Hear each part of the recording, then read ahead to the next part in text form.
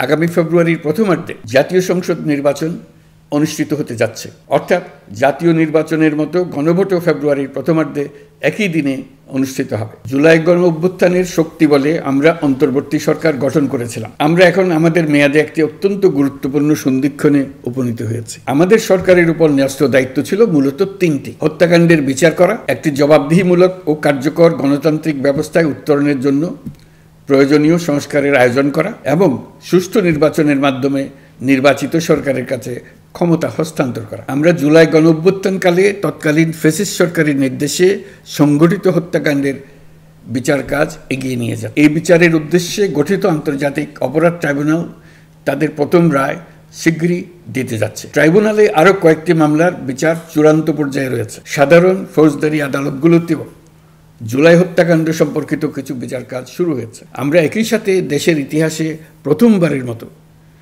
গুমের মতো নৃশংস অপরাধের বিচার কাজ শুরু করেছে। আমি আনন্দের সঙ্গে আপনাদের জানাতে চাই যে সংস্কারের ক্ষেত্রেও আমরা ব্যাপক অগ্রগতি অর্জন করেছি। অন্তর্বর্তী সরকার নিজ উদ্যোগে বা বিভিন্ন সংস্কার কমিশনের প্রস্তাবের ভিত্তিতে অনেক গুরুত্বপূর্ণ সংস্কারের কাজ সম্পন্ন করেছে। কিছু প্রস্তাবিত সংস্কারের কাজ এখনও চলমান আছে। অধ্যাদেশের মাধ্যমে বা বিদ্যমান আইন সংশোধন করে বিচার বিভাগের স্বাধীনতা, বিচার ব্যবস্থাপনা, আর্থিক খাতে স্বচ্ছতা, প্রাতিষ্ঠানিক সক্ষমতা বৃদ্ধি, ডিজিটালাইজেশন সম্প্রসারণ ও দুর্নীতি প্রতিরোধে বিভিন্ন সংস্কার সম্পন্ন করা হয়েছে। ভবিষ্যতে সুশাসনের জন্য এসব সংস্কার বড় ভূমিকা রাখবে বলে আমরা মনে করি। আশা করি আগামী নির্বাচিত সরকার সংসদে আলাপ আলোচনার মাধ্যমে এইসব সংস্কার গ্রহণ করবে। আমাদের আরেকটি গুরুদায়িত্ব হচ্ছে সুষ্ঠু নির্বাচন অনুষ্ঠান। আমি ঘোষণা করেছি যে আগামী ফেব্রুয়ারির প্রথমার্ধে জাতীয় সংসদ নির্বাচন অনুষ্ঠিত হতে যাচ্ছে।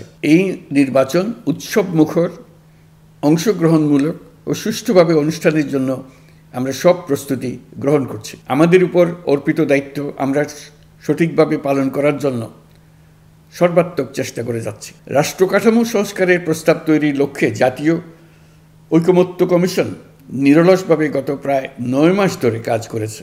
এই সময় কমিশন জুলাই গণ অভ্যুত্থানে অংশগ্রহণকারী রাজনৈতিক দলের প্রতিনিধিদের সঙ্গে দীর্ঘ আলাপ আলোচনা করেছে। অত্যন্ত সৌহার্দ্যপূর্ণ পরিবেশে ধৈর্য সহকারে রাজনৈতিক দলগুলো কমিশন কর্তৃক উত্থাপিত বিভিন্ন সংস্কার প্রস্তাব নিয়ে যুক্তিতর্ক উপস্থাপন করেছেন। মতের পার্থক্য থাকলেও তা কমিয়ে আনার চেষ্টা করেছেন। অনেক বিষয়ে ঐকমত্যে আসতে পেরেছেন। দেশবাসী সরাসরি সম্প্রচারের মাধ্যমে এই পুরো কার্যক্রম দেখতে পেরেছেন। এটি বাংলাদেশের রাজনীতির ক্ষেত্রে তো বটেই, পৃথিবীর অনেক দেশের জন্য এক অভূতপূর্ব ঘটনা। এটি ভবিষ্যৎ রাজনীতির জন্য আশাব্যঞ্জক। আমি ঐকমত্য কমিশনের সদস্যদের এবং রাজনৈতিক দলগুলোর নেতৃবৃন্দকে গণতান্ত্রিক চর্চার এই অসাধারণ আয়োজনকে সফল করার জন্য আবারও আন্তরিক ধন্যবাদ জানাচ্ছি। ঐকমত্য কমিশনের প্রণীত জুলাই সনদে সংবিধান বিষয়ক 30টি গুরুত্বপূর্ণ সংস্কার প্রস্তাবে রাজনৈতিক দলগুলোর মধ্যে ঐকমত্য তৈরি হয়েছে।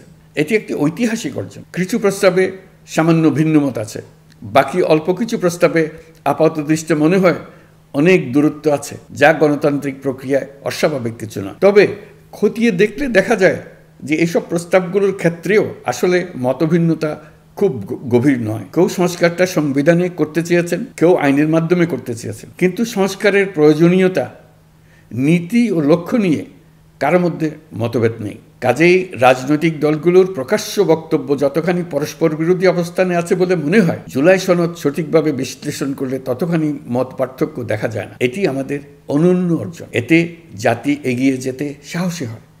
এসব বিবেচনায় রেখে এবং রাজনৈতিক দলগুলো কর্তৃক স্বাক্ষরিত জুলাই সনদকে মূল দলিল হিসেবে ধরে নিয়ে অন্তর্বর্তী সরকার আজকের উপদেষ্টা মণ্ডলীর সভায় জুলাই জাতীয় সনদ সংবিধান সংস্কার বাস্তবায়ন আদেশ 2025 অনুমোদন করেছে।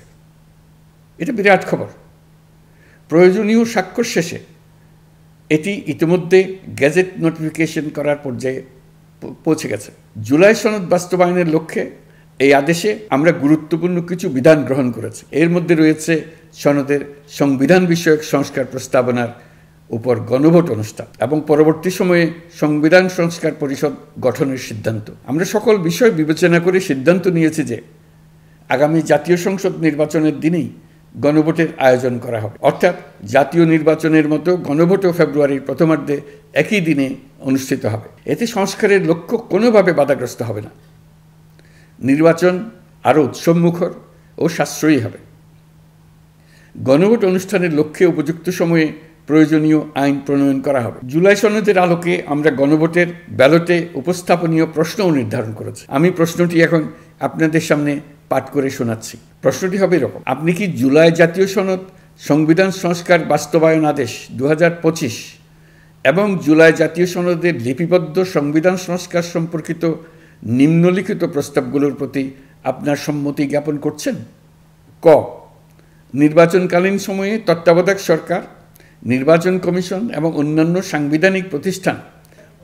সাংবিধানিক প্রতিষ্ঠান জুলাই সনদে বর্ণিত প্রক্রিয়ার আলোকে গঠন করা হবে। খ, আগামী সংসদ হবে 2 কক্ষ বিশিষ্ট। জাতীয় সংসদ নির্বাচনে দলগুলোর প্রাপ্ত ভোটের অনুপাতে 100 জন সদস্য বিশিষ্ট একটি উচ্চকক্ষ গঠিত হবে এবং সংবিধান সংশোধন করতে হলে উচ্চকক্ষের সংখ্যাগরিষ্ঠ সদস্যের অনুমোদন দরকার হবে। গ, সংসদে নারীর প্রতিনিধি বৃদ্ধি, বিরোধী দল থেকে ডেপুটি স্পিকার ও সংসদীয় কমিটির সভাপতি নির্বাচন, প্রধানমন্ত্রীর মেয়াদ সীমিতকরণ, রাষ্ট্রপতির ক্ষমতা বৃদ্ধি, মৌলিক অধিকার সম্প্রসারণ, বিচার বিভাগের স্বাধীনতা ও স্থানীয় সরকার সহ বিভিন্ন বিষয়ে যে 30টি প্রস্তাবে জুলাই জাতীয় সনদে রাজনৈতিক দলগুলোর ঐকমত্য হয়েছে, সেগুলো বাস্তবায়নে আগামী নির্বাচনে বিজয়ী দলগুলো বাধ্য থাকবে। ঘ, জুলাই সনদে বর্ণিত অন্যান্য সংস্কার রাজনৈতিক দলগুলোর প্রতিশ্রুতি অনুসারে বাস্তবায়ন করা হবে। গণভোটের দিন এই 4টি বিষয়ের উপর একটি মাত্র প্রশ্নে আপনি হ্যাঁ বা না ভোট দিয়ে আপনার মতামত জানাবেন। গণভোটের সংখ্যাগরিষ্ঠ ভোট হ্যাঁ সূচক হলে আগামী সংসদ নির্বাচনে নির্বাচিত প্রতিনিধি নিয়ে একটি সংবিধান সংস্কার পরিষদ গঠিত হবে। এই প্রতিনিধিগণ একই সাথে জাতীয় সংসদের সদস্য হিসেবে দায়িত্ব পালন করবেন। পরিষদ তার প্রথম অধিবেশন শুরুর তারিখ হতে 180 কার্যদিবসের মধ্যে সংবিধান সংস্কার করবে। সংবিধান সংস্কার সম্পন্ন হওয়ার পর 30 কার্যদিবসের মধ্যে সংসদ নির্বাচনে প্রাপ্ত ভোটের সংখ্যানুপাতে উচ্চকক্ষ গঠন করা হবে। এর মেয়াদ হবে নিম্নকক্ষের শেষ কার্যদিবস পর্যন্ত। জুলাই সনদ বাস্তবায়নের অঙ্গীকারনামা অনুসারে সংবিধানে জুলাই জাতীয় সনদ অন্তর্ভুক্ত করার ব্যবস্থা গ্রহণ করা হবে। এটিও আজকে অনুমোদিত আদেশে উল্লেখ করা হয়েছে। প্রিয় দেশবাসী, অভ্যুত্থানের পর দায়িত্ব গ্রহণ করে অর্থনীতিকে গভীর গহ্বর থেকে উদ্ধার করা ছিল আমাদের জন্য একটা বিরাট চ্যালেঞ্জ। গত 15 মাসে আমরা সেই চ্যালেঞ্জ উতরাতে সক্ষম হয়েছি। রপ্তানি, বৈদেশিক বিনিয়োগ ও রিজার্ভ সহ অর্থনীতির সবগুলো সূচকে দেশ ইতিবাচক ধারায় ফিরেছে। লুট হয়ে যাওয়া ব্যাংকিং খাত ইতিমধ্যে ঘুরে দাঁড়িয়েছে। মানুষের আস্থা ফিরে এসছে। ব্যাংকিং খাতকে আরও শক্তিশালী করতে নানামুখী পদক্ষেপ চলমান রয়েছে। অভ্যুত্থান পরবর্তী সময়ে বিভিন্ন দেশের বৈদেশিক বিনিয়োগ হ্রাস পেলেও বাংলাদেশে গণ অভ্যুত্থান পরবর্তী প্রথম বছরে বৈদেশিক প্রত্যক্ষ বিনিয়োগ অর্থাৎ এফডিআই 19.13% বৃদ্ধি পেয়েছে। এটি বৈশ্বিক প্রবণতার বিপরীতে এক অনন্য অর্থনৈতিক দৃষ্টান্ত স্থাপন করেছে। আগামী সপ্তাহে ডেনমার্ক ভিত্তিক মায়ার্স গ্রুপের মালিকানাধীন এপিএম টার্মিনালস বিভি এর সঙ্গে লালদিয়া কন্টেইনার টার্মিনাল প্রকল্পে 30 বছরের কনসেশন চুক্তি স্বাক্ষর হতে যাচ্ছে। এই চুক্তির আওতায় ইউরোপীয় এই কোম্পানি $550 মিলিয়ন বিনিয়োগ করবে। এটি এই যাবৎকালে বাংলাদেশে ইউরোপের সর্বোচ্চ একক বিনিয়োগ। লালদিয়া হবে দেশের প্রথম বিশ্বমানের গ্রিন পোর্ট। প্রিয় দেশবাসী, প্রায় 1.5 যুগ ধরে আমাদের জনগণ ভোটাধিকার থেকে বঞ্চিত ছিলেন। তারা আজ আসন্ন নির্বাচনে তাদের ভোটাধিকার প্রয়োগ করার জন্য উন্মুখ হয়ে আছেন। আগামী ফেব্রুয়ারিতে সুষ্ঠু নির্বাচন অনুষ্ঠানের বিষয়ে অভ্যুত্থানের সপক্ষের রাজনৈতিক দলগুলোকে অবশ্যই ঐক্যবদ্ধ থাকতে হবে। তা না হলে জাতি এক মহাবিপদের সম্মুখীন হবে। এ সম্পর্কে আমি আগেও একাধিকবার আমার আশঙ্কা প্রকাশ করেছি। ফ্যাসিবাদের বিরুদ্ধে 2024-এর জুলাইয়ে মৃত্যুর মুখোমুখি শির উঁচু করে দাঁড়িয়ে দেশবাসী যে ঐক্য গড়ে তুলেছিল, আমরা জীবিতরা যেন অল্প স্বল্প ভিন্নমত ও লঘু বিবাদে জড়িয়ে তার মর্যাদা ক্ষুণ্ণ না করি। 133 শিশু, শত শত তরুণ তরুণী, নারী পুরুষের মৃত্যু, হাজার হাজার মানুষের অঙ্গহানির যে আত্মত্যাগ, সেটিকে আমাদের সম্মান জানাতেই হবে।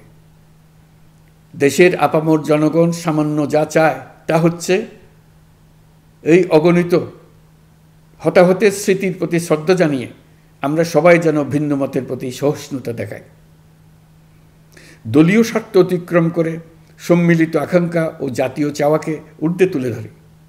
তাই আমি আশা করি আমাদের এই সিদ্ধান্ত জাতির বৃহত্তর স্বার্থে রাজনৈতিক দলগুলো মেনে নেবে। একটি উৎসবমুখর জাতীয় নির্বাচনের দিকে জাতি এগিয়ে যাবে।